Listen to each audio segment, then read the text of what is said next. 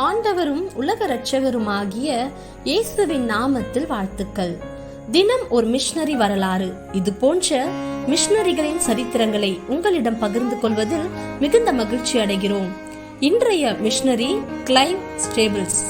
இவர் பிறந்தது 29/11/1898, மறைந்தது 22/11/1963. ஊர் பெல்ஃபாஸ்ட், நாடு அயர்லாந்து. C.S. லூயிஸ் ஒரு மிஷனரியும் அல்ல, போதகரும் அல்ல, பயிற்சி இல்லாத ஒரு இறையியலாளர். ஆயினும் அவரது விசுவாச வாழ்க்கையின் மூலம் அநேகரை கிறிஸ்துவண்டை ஈர்த்தார்.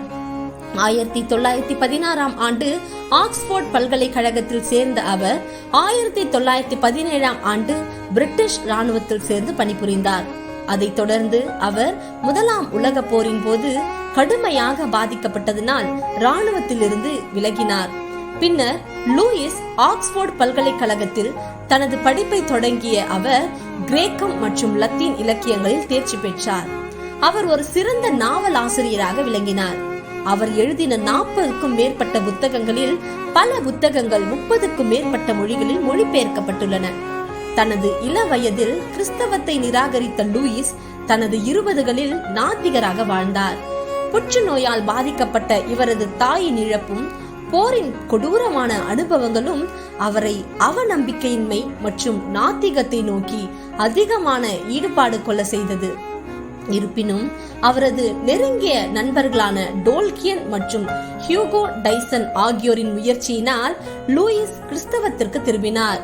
1931ஆம் ஆண்டில் அவர் இயேசு கிறிஸ்துவை தனது சொந்த இரட்சகராக ஏற்றுக்கொண்டு சர்ச் ஆஃப் இங்கிலாந்து சபையில் உறுப்பினரானார். ஒரு புதிய திசையில் நகரும் லூயிஸின் பார்வை அவரது எழுத்துகளில் மிகவும் தெளிவாகிறது. ஒரு சிறந்த கிறிஸ்தவ வாழ்க்கையை வாழ்ந்த அவரின் விசுவாசம் அவரது பணியில் பெரிதான தாக்கத்தை ஏற்படுத்தியது. மேலும் கிறிஸ்தவம் என்ற தலைப்பில் வெளியான அவரது போர்க்கால வானொலி ஒளிபரப்பு அவருக்கு பரவலான பாராட்டை பெற்றது. லூயிஸ் தனது தலைமுறையின் மிகவும் தாக்கத்தை ஏற்படுத்திய கிறிஸ்தவ விமர்சன ஆய்வாளர்களில் ஒருவராக கருதப்படுகிறார். அவரது மிக முக்கியமான படைப்புகளில் சிலவற்றான வெறும் கிறிஸ்தவம், வலியின் சிக்கல் மற்றும் அற்புதங்கள் கிறிஸ்தவத்திற்கு எதிரான பிரபலமான ஆட்சேபனைகளை தெளிவுபடுத்துவதாக விளங்குகிறது. அவரின் கிறிஸ்தவ விசுவாசத்தை பற்றிய சந்தேகிக்கிறவர்களுக்கான அணுகுமுறையினால் லூயிஸ் சந்தேக நபர்களுக்கு அப்போஸ்தலன் என்று அழைக்கப்பட்டார். அன்பரே, நீங்கள் விசுவாசிக்கும் சத்தியத்திற்காக உறுதியாக நிற்கிறீர்களா? கர்த்தர் தாமே உங்கள் ஒவ்வொருவரையும் ஆசீர்வதிப்பாராக.